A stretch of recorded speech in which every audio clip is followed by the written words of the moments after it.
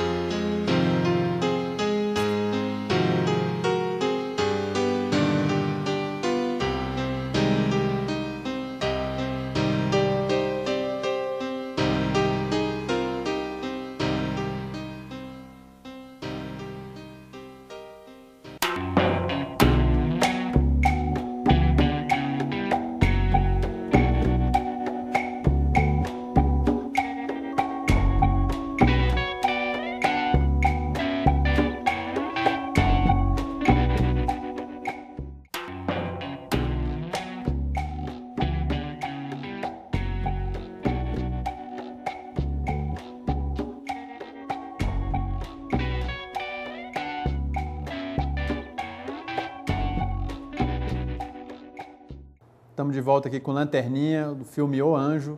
Vamos falar agora um pouquinho com o Pedro Lacerda, que é o diretor do filme. Pedro, como é que surgiu a ideia para fazer esse roteiro? Olha, para ser sincero, eu estava montando um outro filme meu lá no Rio, um filme aí, a Cucaracha, e tinha uma menina que estava montando esse filme comigo. Aí quando você vai montar filme, você fica muito tempo junto, assim, numa salinha pequena, porque é moviola, né?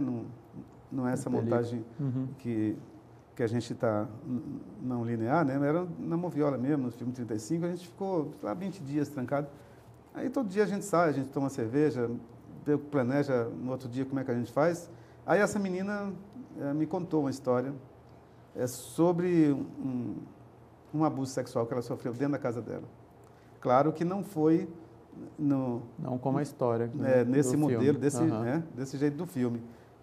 Mas tem uma parte do filme que é literal, foi exatamente o que ela me disse. Eu tinha 10 anos, eu ficava estudando, ele ficava de olho em mim, aqueles olhos estranhos, eu ia para o quarto estudar e ele ia atrás também. Quando minha mãe saía para trabalhar e ficava só a gente, ele ficava sempre ali, me olhando com aquele jeito super esquisito. Eu morria de medo e corria para o quarto para estudar, mas ele vinha, ficava lendo, mas não tirava os olhos de mim. Mas como é que foi a tua pesquisa para chegar a esse roteiro final? Aí eu já me interessei muito por esse tema, que eu falei, pô, eu vou escrever um roteiro sobre isso, um dia eu posso fazer um curta, um filme sobre isso. Aí comecei a fazer algumas pesquisas sobre esse tema, porque dá uma confusão, tem hora que você pensa, que a gente pensa que é pedofilia, outra hora que é o estupro, e são casos diferentes. Esses casos aí é o que a gente pode chamar assim mais de bulinação, mas todos eles vêm acompanhados da pressão. Aí procurei umas pessoas que trabalham com crianças para me explicar como é que funciona isso, né, como é que isso acontece dentro da família, e fui descobrindo coisas assim horríveis, né? Porque, primeiro, que é um crime muito assim, difícil de você aceitar, porque ele é contra justamente quem é mais indefeso, que é a criança, né? Não tem como ela se defender de uma pessoa assim. E esse crime, normalmente, ele acontece entre os 5 e os 10 anos de idade. E com 5 anos, a criança ainda também não sabe o que está acontecendo. Às vezes ela fantasia o que está acontecendo ali.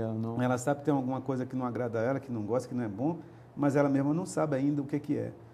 E à medida que isso vai se intensificando, esse abuso, é que ela vai com o tempo ela vai descobrindo o que estava acontecendo com ela, mas ela não pode contar porque por medo. é sempre acompanhado de muita pressão. Diz, olha, eu te mato, eu mato seu pai, ou eu mato seu cachorrinho, ou eu boto fogo na sua boneca. É sempre assim, sempre tem, sempre vem acompanhado de ameaça. E como é que tu trabalhou com as atrizes para elas conseguirem entender bem esse tema e trabalhar isso de forma não superficial? Como é que... Olha, sinceramente,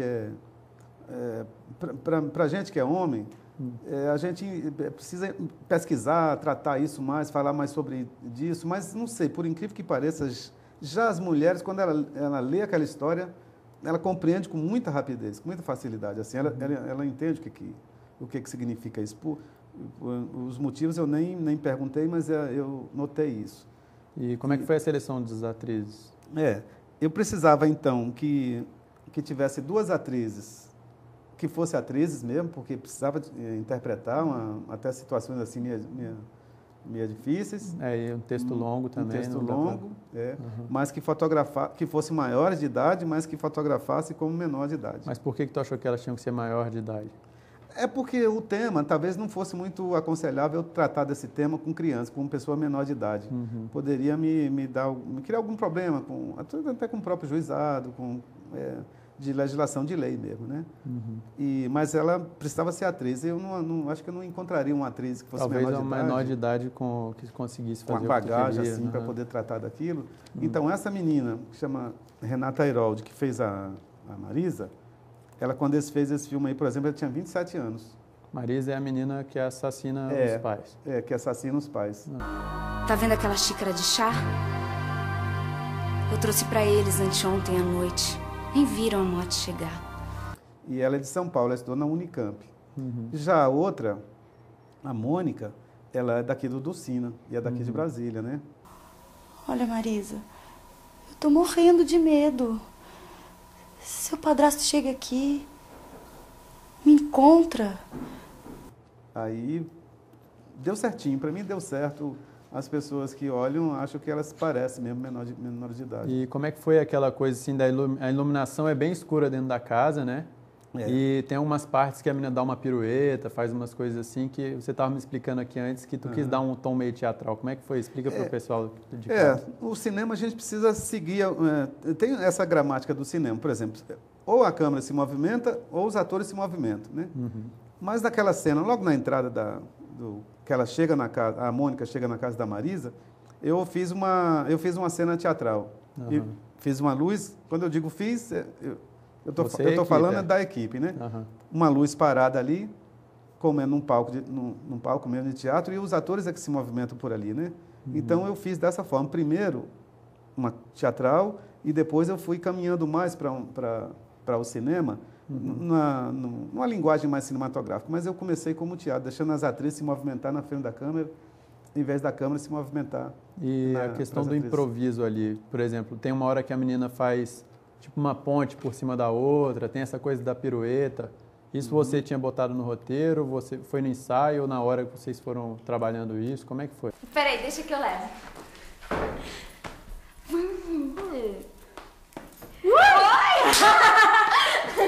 Não, isso estava no roteiro, isso foi tudo previsto, né? Só que na hora da gente fazer, a gente vai adaptando de que maneira fica mais fácil, né, para você fazer a cena, mas já estava tudo previsto. A única coisa que não estava previsto de verdade é a pirueta caminhando de cabeça para baixo, porque só quando a gente começou a filmar que eu descobri que ela é contorcionista. Aí eu falei, bom, então vou usar umas coisas aqui. Até porque é bem